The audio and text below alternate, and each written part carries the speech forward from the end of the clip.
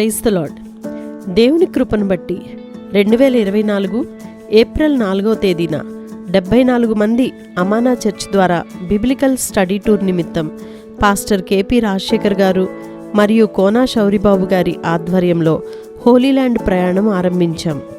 దానిలో భాగంగా మోషే జన్మించిన ప్రాంతం నుండి మోషే మరణించిన ప్రాంతం వరకు మా ప్రయాణం కొనసాగింది. దీనిలో భాగంగా ఈజిప్ట్, ఇస్రాయెల్, పాలస్తీనా, జోర్డాన్ వంటి దేశములను సందర్శించాము.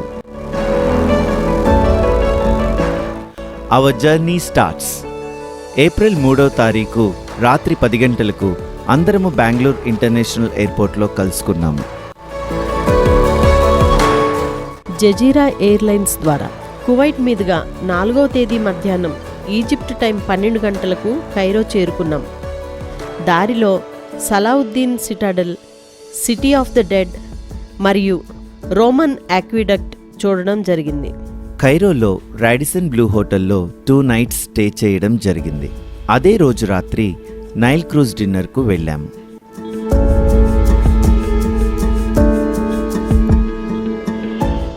Nile is the longest river in the world, which is the primary source of water for Egypt and Sudan. ఈ నైలు నది వలన ఈజిప్ట్ 3000 సంవత్సరములు సూపర్ పవర్గా కొనసాగింది. ఫరో కుమార్తెకు మోషే జమ్ముపెట్టెలో దొరికింది ఈ నైల్ నదిలోనే. The places we visited on day 2. Pyramids of Giza. ప్రపంచ వింతలలో ఒకటైన ఈజిప్ట్ పిరమిడ్స్ సందర్శించాము. ఇవి దాదాపు 3000 సంవత్సరముల క్రితం నిర్మించబడినప్పటికీ ఎన్నో ప్రకృతి వైపరీత్యాలు, దాడులు, ఇన్వేషన్స్కు తట్టుకుని నిలబడ్డాయి. ఈజిప్షియన్స్ మరణం తర్వాత జీవం ఉందని నమ్మేవారు.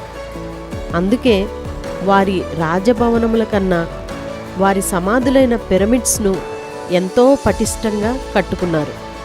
Sphinx, human face with lion's body, signifies the great pharaoh's knowledge and strength. Egyptian Cairo museum. Middle ఈస్ట్లో ఇది అతి పురాతనమైన ఆర్కియాలజికల్ మ్యూజియం. ఫరో రాజుల కాలంలోని వస్తువులు, అతి పురాతనమైన మమ్మీలను, బైబిల్ కాలం నాటి వారిని సామగ్రిని చూడగలిగాం.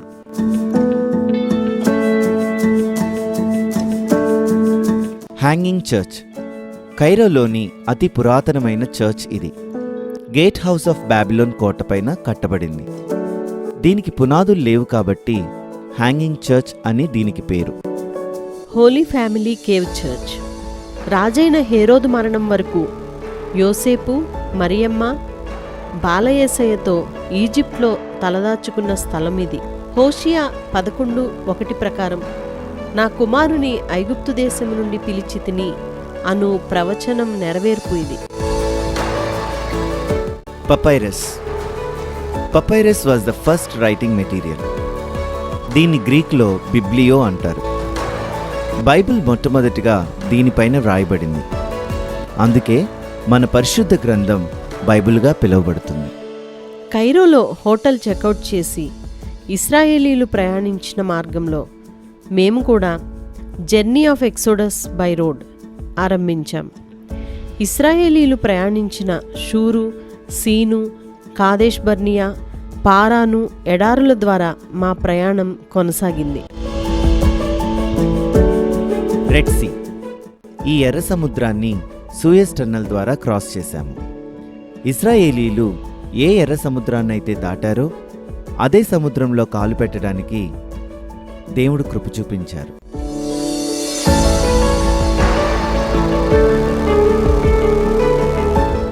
ఎలిం. 12 నీటి బుగ్గలు, 70 ఈత చెట్లు కలిగిన ప్రాంతం ఇది. నిర్గమకాండము 15వ అధ్యాయము 26వ వచనం ప్రకారం నిన్ను స్వస్థపరచు యెహోవాను నేనే అని మొట్టమొదటిసారిగా దేవుడు యెహోవా రాఫాగా తనను తాను బయలుపరుచుకున్న స్థలం ఇదే. సెయింట్ క్యాథరిన్ రీచ్ అయ్యి హోరేబు పర్వతం దిగునున్న మోర్గన్ ల్యాండ్ హోటల్లో బస చేశాము. రాత్రి 9 గంటలకు మాలో 59 మంది సీనాయి పర్వతాన్ని అర్ధరాత్రి అధిరోహించడానికి బయలుదేరారు. సీనాయి పర్వతము 2285 మీటర్లు అబోవ్ మీన్ సీ లెవెల్ ఉంటుంది. ఒంటెల మీద 6 కిలోమీటర్లు జాషువా వెయిటింగ్ పాయింట్ వరకు వెళ్ళారు మరియు కాలినడక ద్వారా 753 మెట్లు ఎక్కటానికి దేవుడు సహాయం చేశారు.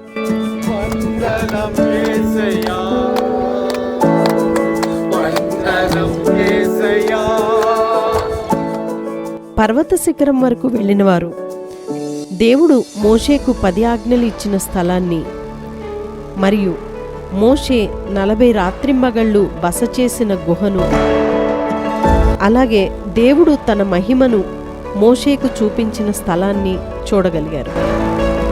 అక్కడ దాదాపు -4 డిగ్రీస్ చలిలో అతి కష్టమైన ఈ ప్రయాణాన్ని జయకరంగా చేసుకుని క్షేమంగా ఉదయం 6 గంటలకు హోటల్కు రీచ్ అవ్వడానికి దేవుడు ఎంతగానో కృప చూపించారు.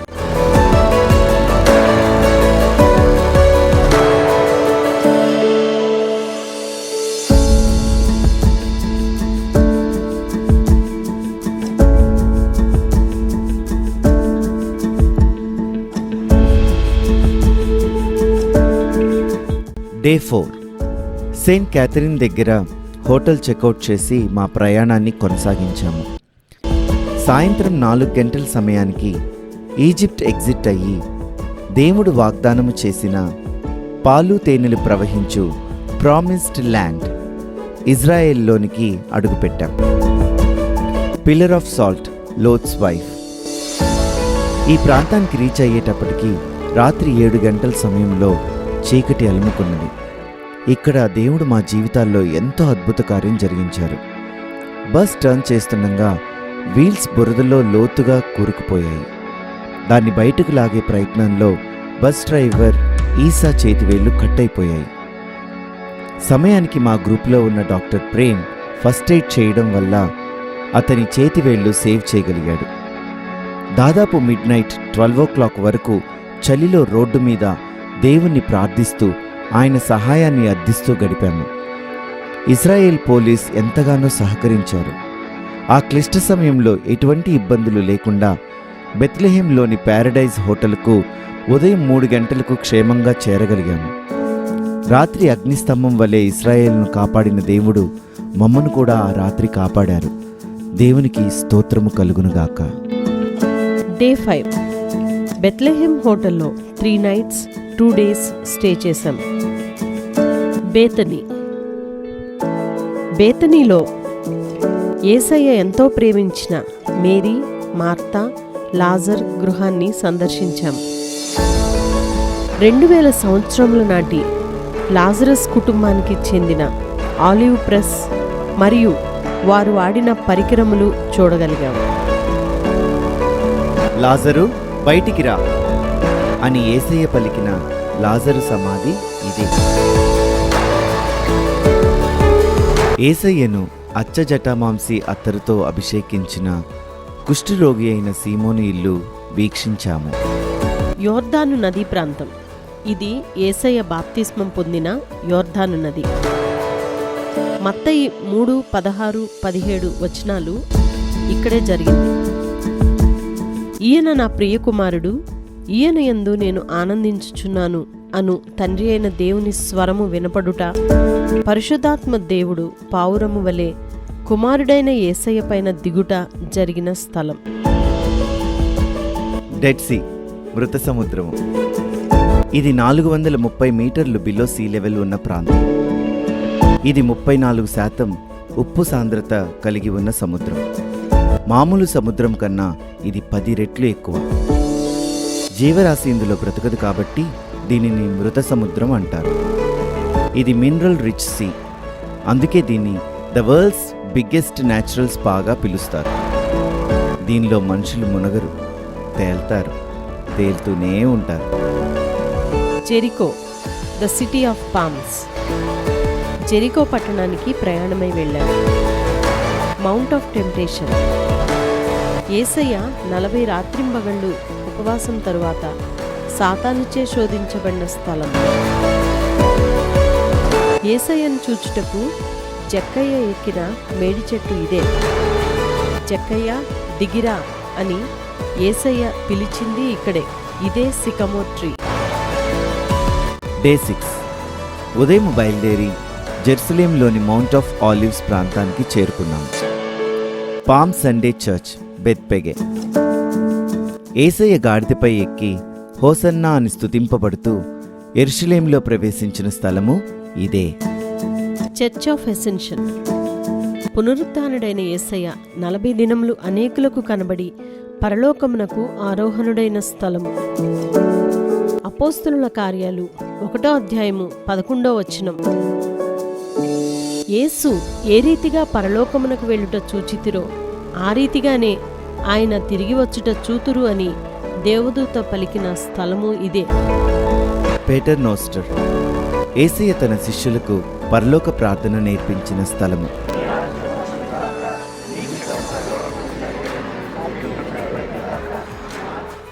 Tombs of prophets. ఇది హగ్గై, మలాకి, జకర్యా ప్రవక్తల సమాధులు ఉన్న స్థలం. Domino's ఫ్లవిడ్ church, tear shaped church. యేసయ్య యెరూషలేమును చూస్తూ కన్నీరు కార్చిన స్థలం. Oldest symmetry. ఇది రాజైన దావీదు కాలం నుంచి ఉన్న graveyard. Pillar of Gethsemane gate. This is more than 2000 years old pillar, which was regularly used by Jesus to open the gate of Gethsemane.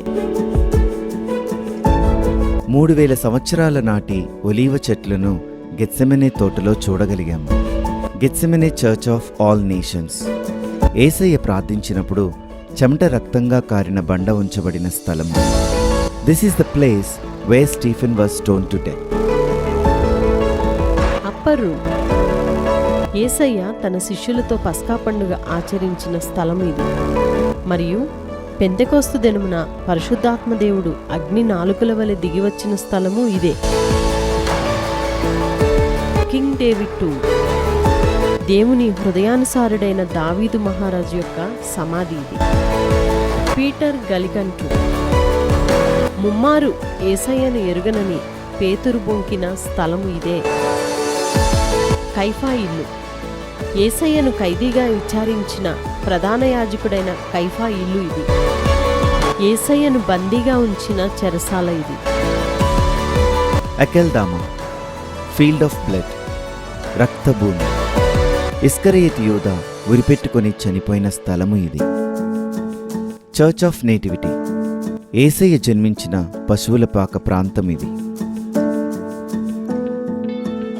Saint Jerome tomb, the person who first compiled and translated the Bible from Greek to Latin. Day 7. Bethlehem hotel checkout చేసి Jerusalem old సిటీకి వెళ్ళాం. Bethesda కోనేరు. 38 సంవత్సరములు పక్షవాయువు కలిగిన వ్యక్తిని స్వస్థపరిచిన స్థలం. Birth place of Mother Mary. ఇది Jesus, Barabbas వారిని ముంచిన చెరసాల. గబాతా. యేసయ్య భుజాన సిలువ మోపబడిన స్థలము ఇదే. The way of డొలరసా. యేసయ్య సిలువ మోస్తూ నడిచిన మార్గము ఇది. ఇది 14 స్టేషన్స్గా డివైడ్ చేయబడినది. వాటిలో ఇవి కొన్ని. ఇది వెరోనికా యేసయ్య రక్తసిక్తమైన ముఖమును బట్టతో అద్దిన స్థలము. యేసయ్య సిలువను మోస్తూ పడబోయి చెయ్యి పెట్టిన స్థలము ఇది. కురేనీయుడైన సీమోను యేసయ్య సిలువను తీసుకున్న స్థలము. యెరూషలేం కుమార్తెలారా, నా నిమిత్తము ఏడవకుడి, మీ నిమిత్తము మీ పిల్లల నిమిత్తము ఏడువుడి అని యేసయ్య పలికిన స్థలము ఇదే. హోలీ సెపల్కర్. యేసయ్య గొల్గొతా పైన సిలువ వేయబడి మరణించి సమాధి చేయబడి తిరిగి లేచిన స్థలం. యేసయ్య గొల్గొతా పైన సిలువపై మేకులు కొట్టిన స్థలం. ఇది సిలువను భూమిలో దిగగొట్టిన స్థలం. ఇది యేసయ్య దేహమును దింపి సుగంధ ద్రవ్యములు పూసి నారబట్టతో చుట్టిన బండ. యేసయ్య మరణాన్ని గెలిచి పునరుద్ధానుడైన ఖాళీ సమాధి ఇది. పునరుద్ధాన శక్తిని చవిచూసిన బండ ఇది. 1 తక్కువ 40 దెబ్బలు కొట్టినప్పుడు యేసయ్య ఆనుకున్న 3 అడుగుల స్తంభం. యేసయ్య శిలువకు సంబంధించిన గురుతులు దొరికిన స్థలం. శిలువ, INRI బోర్డు మరియు మేకులు దొరికిన స్థలం ఇది. యేసయ్యను కూర్చుండబెట్టి ముండ్ల కిరీటము ధరింపచేసిన రాయి ఇదే. Queen Helena, mother of Roman emperor Constantine, she is the main person who preserved these holy sites by constructing churches. Panoramic view of the Temple Mount, Dome of the Rock, Western Wall. యెరూషలేం మందిరంలో శేషంగా మిగిలిన గోడ ఇదే. ఈ స్థలమందు చేయబడు ప్రార్థన మీద నా కనుదృష్టి నిలుచును అని దేవుడు పలికిన మాటలను బట్టి నేటికి యూదులు ఇక్కడికి వచ్చి ప్రార్థనలు చేయుచున్నారు. This is King Solomon garden. దీనితో మా యెరూషలేం ప్రయాణం ముగించుకొని కర్మేలు పర్వతము చేరుకున్నాం. కర్మేలు పర్వతము, స్టెల్లా మారిస్ కేవ్ చర్చ్. ఏలియా బయలు ప్రవక్తలతో సవాలు చేసి ఆకాశం నుండి అగ్ని దిగి వచ్చి అర్పణను దహించిన స్థలము. ఆ బలిపీఠం యొక్క రాయి ఇదే. హర్మెగెద్దోన్, ద ఫైనల్ బ్యాటిల్ ఫీల్డ్. అంతిమ యుద్ధము జరగబో స్థలము ఇదే. ఇక్కడి నుంచి టిబేరియస్ ప్రాంతానికి చేరుకుని కింగ్ సోలమన్ హోటల్లో స్టే చేశాము. డే 8 కింగ్ సోలమన్ హోటల్ నుంచి చెక్అవుట్ చేసి మా ప్రయాణం ముందుకు కొనసాగించాం. మొదటగా మౌంట్ ఆఫ్ బియాటిట్యూడ్స్, ధన్యతల కొండకు వెళ్ళాం. యేసయ్య చేసిన కొండ మీద ప్రసంగం మత్తయి 5, 6, 7 అధ్యాయాలు ఇక్కడే జరిగినాయి. సీ ఆఫ్ గ్యాలలీ, గలిలయ సముద్రం. ఇది lowest fresh water lake on earth. దీనినే గెన్నెసరెత్, తిబెరియా, కిన్నెరెతు అని కూడా అంటారు. ఇక్కడే యేసయ్య నీటిపై నడిచారు. చర్చ్ ఆఫ్ మల్టిప్లికేషన్, తబ్గా, 5 రొట్టెలు 2 చేపలు 5,000 మందికి పంచిపెట్టిన స్థలం. Peter's primacy church. నీవు నన్ను ప్రేమించుచున్నావా అని యేసయ్య పేతుర్ని 3 సార్లు అడిగిన స్థలము ఇదే. Capernaum, the capital of Jesus ministry. ఇక్కడ పేతురు ఇల్లు దర్శించినాము. జ్వరంతో ఉన్న పేతురు అత్త స్వస్థపరచబడింది ఇక్కడే. ఇది యూదుల సమాజ మందిరము, ద సినగాగ్. మగ్దల, ఇది మగ్దలేనే మరియ ఇల్లు. ఇక్కడే పీటర్ ఫిష్తో లంచ్ చేశాము. పీటర్ ఫిష్, యేసయ్యకు పేతురుకు పన్ను కట్టడానికి షెకేలు ఇచ్చిన చేప ఇదే. అందుకే దీన్ని పీటర్ ఫిష్ అంటారు. మగ్దలాలో లంచ్ ముగించుకొని జోర్డాన్కు ప్రొసీడ్ అయ్యాం. ఇజ్రాయెల్ నుంచి ఎగ్జిట్, జోర్డాన్కు ఎంట్రీ జరగవలసి ఉంది. రమదాన్ సందర్భంగా వేల కొలది పాలస్తీనా ప్రజలు జోర్డాన్కు వెళ్ళుచుండుట వలన మాకు కొంత అంతరాయం ఏర్పడింది. 6 గంటల సమయం బోర్డర్లో చిక్కుపోయాం. దేవుని మహాకృపను బట్టి సమయానికి ఇజ్రాయెల్ ఎగ్జిట్, జోర్డాన్ను ఎంటర్ అవడానికి దేవుడు సహాయం చేశారు. నిజంగా ఆనాడు ఇజ్రాయేలు ప్రజలకు పగలు మేఘస్తంభం వలె దేవుడు తోడుగా ఉండి సహాయం చేసిన విధంగా మాకు కూడా దేవుడు తోడుగా ఉండి సహాయం చేశారని చెప్పవచ్చు. 3 గంటలు ప్రయాణం చేసి ఆ రాత్రి అమ్మాన్లోని లియామ్ హోటల్కు క్షేమంగా చేరాం. Day 9, visit to Mount Machaerus. ఉదయం బయలుదేరి మెకారియస్ అనే ప్రాంతానికి వచ్చాం. హేరోద్ ప్యాలెస్ ఉన్న కొండ ఇది. జాన్ ద బ్యాప్టిస్ట్ తల నరకబడిన స్థలము కూడా ఇదే. మదాబా చర్చ్కి వెళ్ళి అక్కడ ఉన్న వరల్డ్స్ ఓల్డెస్ట్ మొజాయిక్ మ్యాప్ని చూశాము. ప్రామిస్డ్ ల్యాండ్కి ప్రవేశించే ముందు దేవుని మందసము చివరగా ఉంచబడిన స్థలము ఇదే. మౌంట్ నెబో పర్వతం. మోషే చనిపోకముందు వాగ్దానము చేయబడిన పాలు తేనెలు ప్రవహించు దేశమును మోషేకు దేవుడు దూరము నుండి చూపించిన స్థలము. మోషే జ్ఞాపకార్థంగా మోషే ఎత్తిన ఇత్తడి సర్పము యొక్క నమూనా ఇక్కడే ఉంచబడింది. అరణ్యములో మోషే సర్పమును ఎలాగూ ఎత్తెనో అలాగే విశ్వసించు ప్రతివాడును నశింపక నిత్య జీవం పొందినట్లు మనుష్య కుమారుడు ఎత్తబడవలెను. డే 10 అమ్మాన్ హోటల్ నుంచి చెక్అవుట్ చేసి ఎయిర్పోర్ట్కి ప్రయాణమయ్యాం. దేవుని మహాకృపను బట్టి అమ్మాన్ నుంచి కువైట్ మీదుగా ఏప్రిల్ 14 ఉదయం 2 గంటలకు బెంగళూరుకి క్షేమంగా చేరగలిగాం. ఇరాన్ ఇజ్రాయెల్ మధ్య చెలరేగిన యుద్ధమేఘాల్లో చిక్కుకొనకుండా సరైన సమయంలో బెంగళూరు రీచ్ అవ్వగలిగాము. దేవుని కృపను బట్టి అందరము అమానా చర్చిలో కలుసుకుని దేవుణ్ణి ఆరాధించగలిగాం. ఆనాడు ఇశ్రాయేలీలకు పగలు మేఘస్తంభము వలె రాత్రి అగ్నిస్తంభము వలె తోడుగా ఉండి నడిపించిన దేవుడు మమ్మను కూడా ఈ ప్రయాణమంతటిలో తోడుగా ఉండి నడిపించినందుకు ఆ దేవాది దేవునికే సమస్త మహిమ ఘనత చెల్లునుగాక. ఆమేన్, ఆమేన్, ఆమేన్.